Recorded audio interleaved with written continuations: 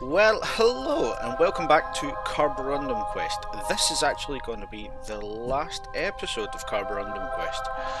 After this, we are upgrading to 1.3. One of the things that's going to happen is I am pulling out all the Rover Dudes mods.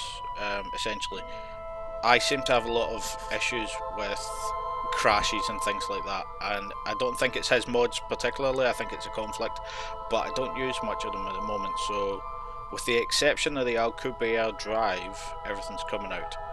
So because we're not going to have any Karborundum, and obviously I have that much money at the moment that I don't really need any Karborundum, I'm gonna continue this but change the name of the series. It seems a bit weird to call it Karborundum Quest when there isn't any Karborundum. So, at the moment, our base on Juno, which is actually doing fairly well, it just has one tiny problem, and that is the fact that we only have an engineer that has no level. He's a level 0. So he can attach and detach things, but the problem is that he can't actually do much. He can't recycle, he can't do other things. So, we're managing. As you can see, he's building a little solar rig here at the moment. The reason for this is he's taken out the infernal robotics. There are still a few problems with that in 1.3. I keep saying 0. But yeah, in 1.3 there are still a few problems with IR. I can't get it to actually load up at all. And when I can get it to load up, nothing works. And there are a few parts missing, especially the parts that are in these extensions that I have. So that's just what he was doing just there, was pulling out all the extensions. And now what we're doing, nice and simple, we are moving some of the crafts out of loading range. So I didn't show doing both of them. In fact, I actually didn't do both of them, I only did one, I realised. But yeah, we just moved it out. I crashed it because, well, I'm an awful pilot, so there we go. Luckily we have a bay door so I can get out of the craft. I'll just leave it sat upside down for a while there. At the moment I can't do anything else with it aside from, I can't even destroy it because you can't dismantle parts. I didn't even notice that physics hub there. I only just noticed it while I'm playing through in the rain. But yeah, so we did a few changes. We expanded the base a little bit with the new parts that were on board, and then off to our Minmus base. So the same thing here, as you can see, the extensions that I've had that are holding up my solar panels there, they're obviously infernal robotics, so they have to go. But also, there seems to be an issue when I load it up. They're a part of the Heisenberg parts, which are my large rover here, seem to be missing. So I'm detaching stuff so that if the rover gets deleted, it doesn't delete the entire base. But at the same time, I'm also bringing all of the scientists back because I've pretty much got all the science I need off of Minmus from that particular base. So we're sending out one of my micro launchers. I call these the grasshoppers. I think they're a really funny little craft because they're so short, so tiny, but they actually have enough delta V to get to Minmus and get back if you're a skilled pilot. So here we go, I throw it out to Minmus. Little bit of a landing. Now this thing is not rated for landing vertically. So as you can see here, I do a little bit of a switch. Land it actually on its engines and tip it over, but it'll do the job. And then because I've realised that there isn't enough life support, I've had to create another canister and fill it up. So I just filled the canister of life support and screwed it to the back of the plane. I figured that it would get burned off in re-entry, but by then it wouldn't need as much life support as I had. But we're all loaded up, we've got all of our Kerbals, all bar one. I've left one engineer on the Minmus base. And then I shoot into orbit, and because I am an absolutely terrible pilot, I realise I have actually shot clean out of the solar system. So, here is our rescuer. Now people may recognise this ship before. I've used it to refill some satellites. This is just a huge fuel tanker. So my idea was that this thing has enough delta V that I managed to intercept my little grasshopper before it got out of the solar system, but it was pretty close. I lost a bit of the docking footage because of good old crashes, but as you can see there, I'm fairly well across the solar system when I managed to get it. So all we're doing is bringing ourselves back into a close orbit to Kerbin. The problem with this was, and the reason so much is cut out, is because I had to use minimal thrust. Obviously this is very unbalanced, and I wanted to recover both planes, so that's why they were sort of lined up there. Now I'm just swapping over a bit of our life support, just because of the time to actually land the two crafts.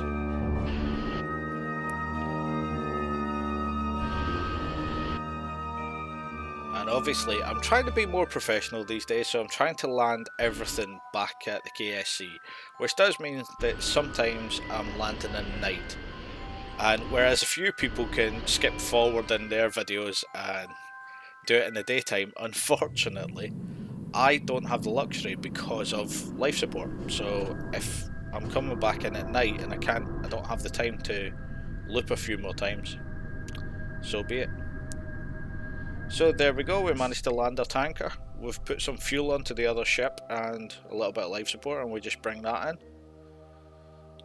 I'm actually getting very happy that I'm managing to land all of these back at the KSC.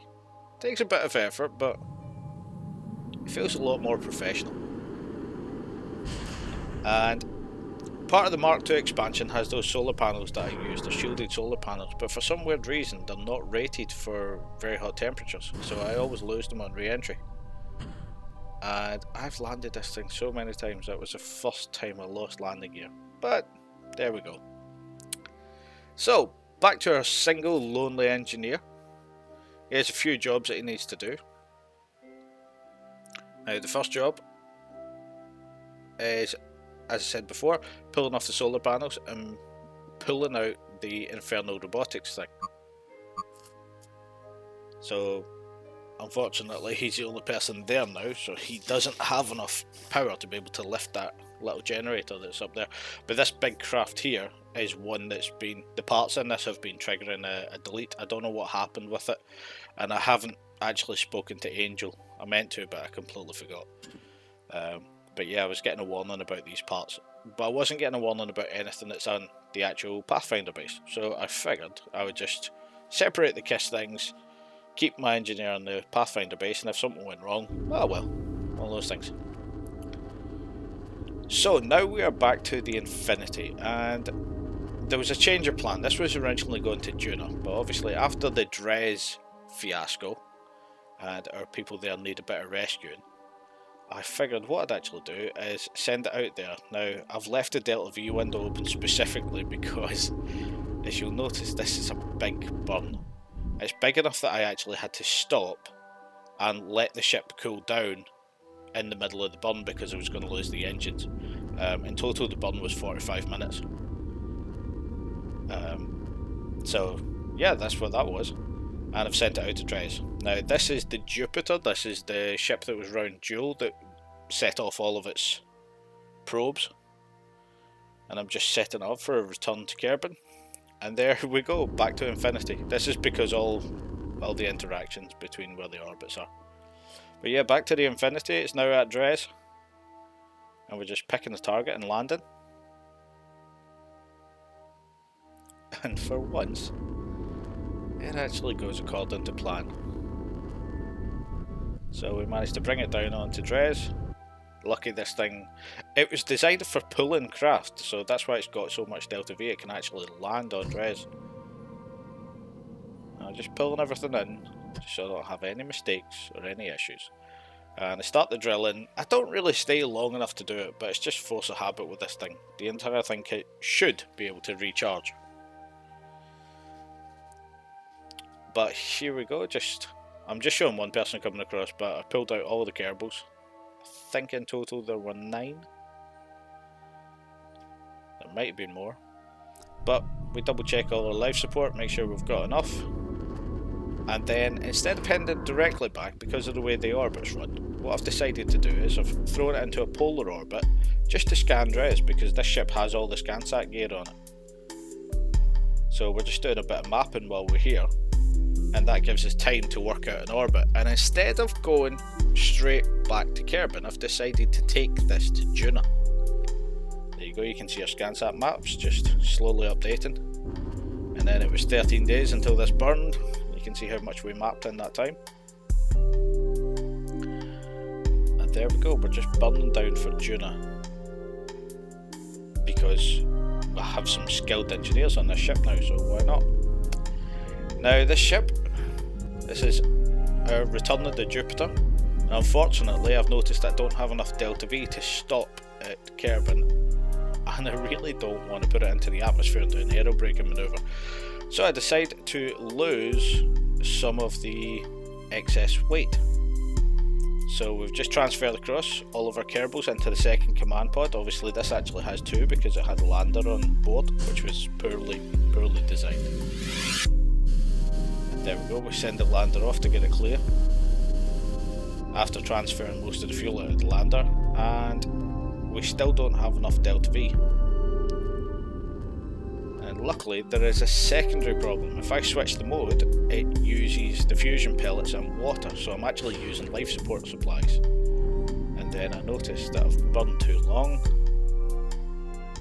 and we have actually run out. So what I'm trying to do here is just pull it out of the atmosphere using the RCS. Now, it did still have an aerobraking manoeuvre after that, but it wasn't a severe one because it was so high in the atmosphere.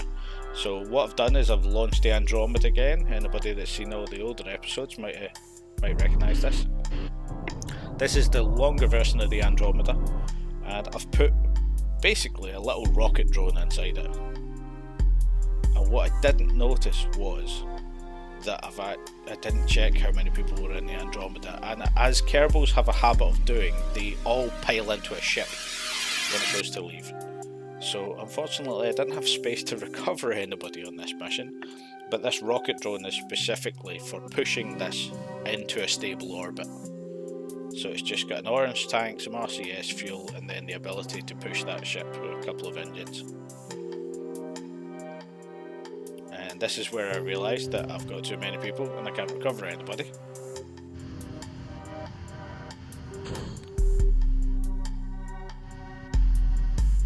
So with a little bit of adjustment and our new engines that we've brought up, we managed to do a bit of a burn and just get this into a stable-ish orbit. And then bring the Andromeda back down.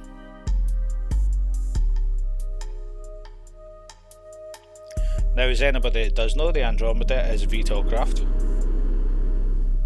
And if you've got a VTOL, you have to use it. It's the law. So there we go, just playing about as usual.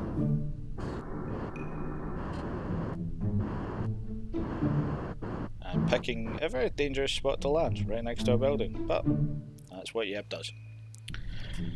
So here we go, this is our recovery craft. Just to get the last of the crew.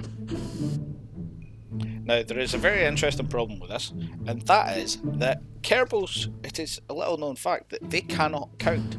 That's why you have to put mods into Kerbal to get your Delta V and things like this. Kerbals themselves have no knowledge of numbers. So what they did was they launched a craft that could hold 6 people, and they forgot to count how many people were actually on the ship, which was 7. So this craft is docking up so that we can recover the majority of the crew, and yet again we leave someone behind.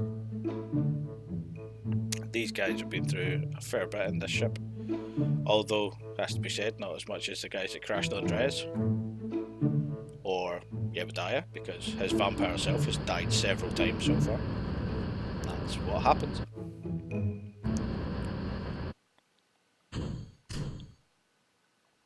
And yeah, I decided not to film this because as soon as those parachutes come out, it takes so long to get down. So everybody knows the drill from here. You activate the parachutes and you let it hit the ground. Go make yourself a coffee. So after the coffee, we launch up yet another ship in a very interesting way. Yeah, it skidded off the runway. I still haven't sorted out the back wheels. But we intercept yet again. And it does look like this is full, but this has a lot of space in it, and I was just throwing up a whole load of Kerbals that didn't have much experience. I was originally going to send this to the moon straight afterwards, just to get them a little bit more experience.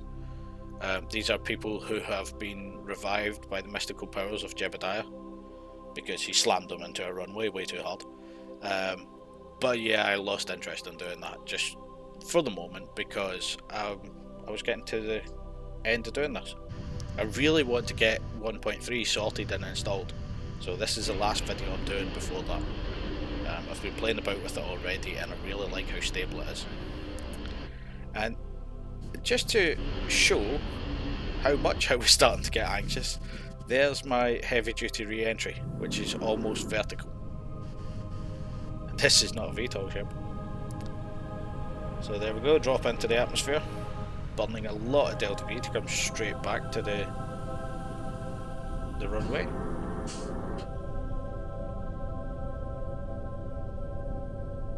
And a good old bounce, because I'm a rubbish pilot.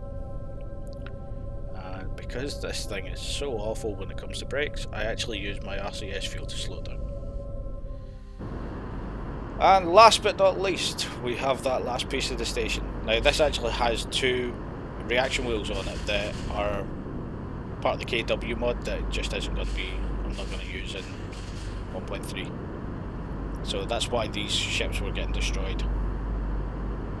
So just a little bit of an aggressive re-entry just to get rid of this, and that will be us for today. So I hope you've enjoyed this. Like and subscribe, it's always nice to show somebody that you like the videos. Otherwise there's not much point in people doing them. Although I just did them because I'm bored and random. But yes, I shall see you again next time.